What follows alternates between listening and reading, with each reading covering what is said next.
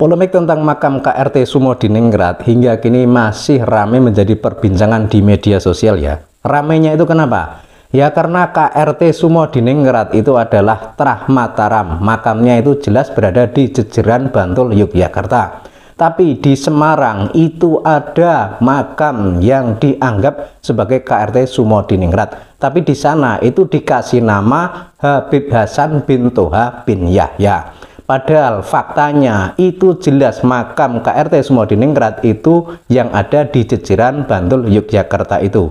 Tapi ini ada sebuah video pendapat atau komentar dari orang yang berada di makam yang ada di Semarang tersebut. Kita simak bersama videonya ya. Pak Supri, mohon maaf deh. Itu ada makam Habib Hasan bin Toha bin Yahya. Itu siapa beliau? Itu Jadi namanya Habib Hasan bin Toha bin Yahya. Kemudian ada tanda kurung dikasih nama KRT Sumodiningrat itu ya.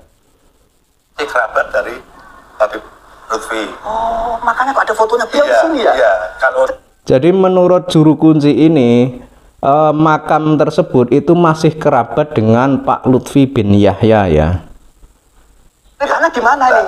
Ceritanya itu kalau Habib Lutfi mau ke transit habis dari Jawa Timur, transitnya di sini ya. Nah, transitnya di sini sambil Garo ke leluhurnya. Iya. Nah, habis itu ini terus diadakan pengajian.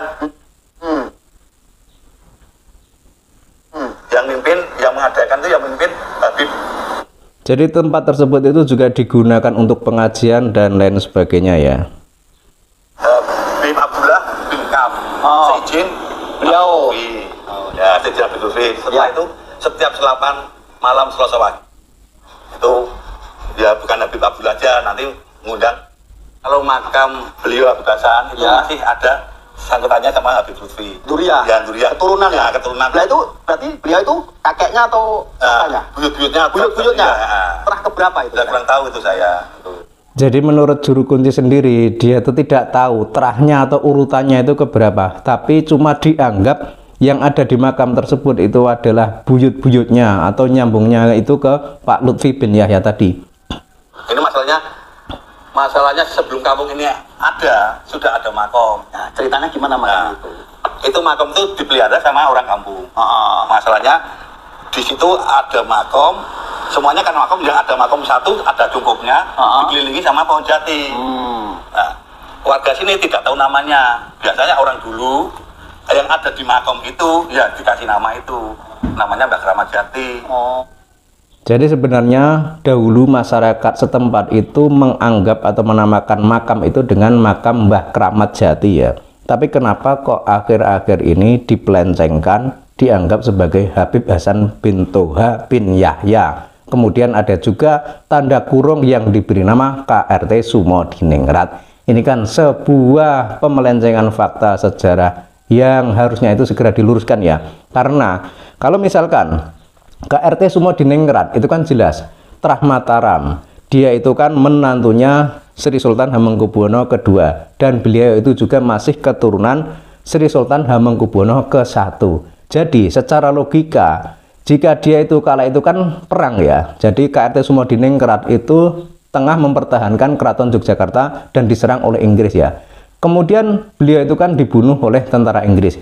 Jadi kalau misalkan beliau itu orang keraton, meninggalnya juga di wilayah keraton, kenapa kok makamnya ada di Semarang? Ini kan secara logika sudah tidak masuk akal. Jadi yang benar makamnya KRT Sumodiningrat itu adalah yang berada di Jejeran, Bantul, Yogyakarta itu, bukan yang di Semarang yang diklaim yang dianggap sebagai KRT Sumodiningrat. Kemudian kok dikasih nama Habib Hasan bin Toha bin Yahya. Padahal faktanya juga para raja-raja di Nusantara ini tidak ada yang nyambung kepada habaib. Mereka itu jalurnya itu nyambungnya ke Wali Songo. Sementara Wali Songo itu berbeda dengan para habaib. Para Wali Songo ini datang ke Nusantara itu sudah sekitar abad ke-14. Sementara para habaib dari Yaman itu kan datangnya sekitar abad 19. Mereka itu didatangkan oleh Belanda, bekerja untuk Belanda. Sementara para Wali Songo ini kan datangnya lebih dulu. Jadi para Wali Songo ini datang di Nusantara, menyebarkan Islam di Nusantara. Itu para imigran dari Yaman belum datang, para penjajah Inggris belum datang, para penjajah Belanda belum datang, dan mereka para Wali Songo itu juga murni menyebarkan Islam, bukan untuk motif atau tujuan lain, tapi murni menyebarkan ajaran Kanjeng Nabi Muhammad SAW. Sehingga misalkan sekarang kok ada pengklaiman di beberapa lokasi yang nyambungnya itu ke Habib bin Yahya atau bin lainnya, itu kan mengada-ada saja ya, karena faktanya yang dulu menyebarkan Islam di Nusantara itu adalah Wali Songo, bukan para habaib dari Yaman ini. Kalau para habaib dari Yaman itu kan datang ke Nusantara, kondisi di Nusantara ini sudah kebanyakan beragama Muslim, mayoritas penduduknya itu sudah memeluk Islam. Jadi mereka para imigran dari Yaman itu datang ke Nusantara itu ya bekerja untuk Belanda, itu bukan untuk berdakwah. Kalau misalkan ada satu dua yang berdakwah, yaitu mungkin kebetulan saja, tapi motif atau misi utamanya itu bukan untuk berdakwah. Kemudian kalau misalkan ada yang mengklaim bahwa yang mengislamkan Nusantara itu adalah para habaib, lah itu adalah klaim yang tidak beralasan dan tidak bisa dipertanggungjawabkan kebenarannya, karena faktanya yang mengislamkan orang Nusantara itu adalah para Wali Songo dan keturunan Wali Songo.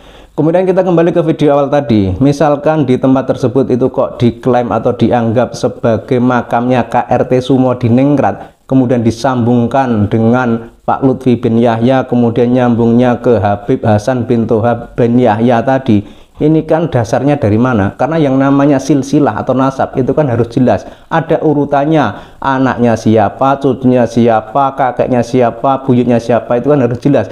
Sebab semua ini kan menyangkut nasab yang mulia. Jadi misalkan ada nasab mulia, misalkan pejuang atau tokoh atau siapalah, pokoknya punya nasab mulia atau mungkin dianggap orang berpenting di kala itu kan otomatis nasabnya itu jelas. Jadi punya putra siapa, punya cucu siapa, punya buyut siapa, terus turun lagi sampai ke bawah, itu tercatat rapi, jelas. Namun secara garis besar, orang-orang di Nusantara itu memang punya leluhur yang hebat, punya leluhur yang kuat. Kemudian menyangkut tentang nama Habib Hasan bin Toha bin Yahya yang ada di Semarang, itu kan juga belum di cross check, ada tidak orang yang bernama seperti itu. Ini juga menjadi pertanyaan besar bagi rakyat di Indonesia ini. Jadi tidak boleh kita itu cuma menamakan sesuatu berdasarkan keinginan kita, padahal faktanya tidak ada. Itu kan tidak boleh, karena hal itu kan sama saja membohongi umat Islam, membohongi rakyat di negeri ini.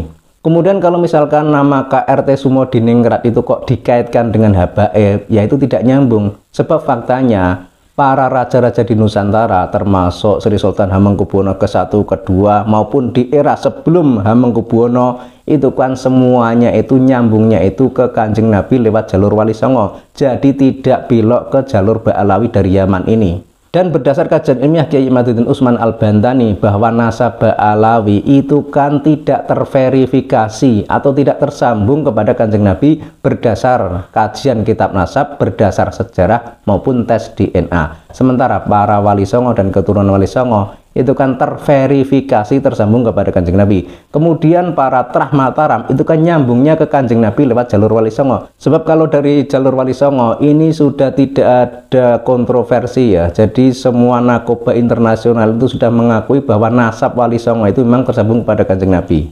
Sehingga tidak benar jika misalkan makamnya KRT Sumo di Ningrat itu kok diklaim menjadi Habib. Itu kan pemelencengan sejarah dan pemelencengan fakta yang ada. Karena KRT Sumo di Ningrat itu masih nyambung kepada Kanjeng Nabi, sementara kalau habaib itu kan tidak nyambung kepada Kanjeng Nabi. Jadi ini kan dua wilayah atau dua bidang yang sangat berbeda sekali. Yang satu nyambung ke Kanjeng Nabi, yang satu tidak nyambung ke Kanjeng Nabi. Dan mudah-mudahan pemerintah atau terutama pihak Keraton Mataram segera meluruskan sejarah ini, karena ini adalah sebuah sejarah yang sangat penting sekali bagi generasi muda dan generasi yang akan datang, terutama bagi mereka para keturunan KRT Sumo di Ningrat. Jadi yang namanya sejarah itu harus diluruskan, tidak boleh dipelencengkan, apalagi cuma untuk kepentingan suatu kelompok, suatu golongan, apalagi cuma untuk memelencengkan sejarah tersebut agar rakyat Indonesia itu tidak bangga dengan leluhurnya sendiri. Itu kan sangat berbahaya sekali.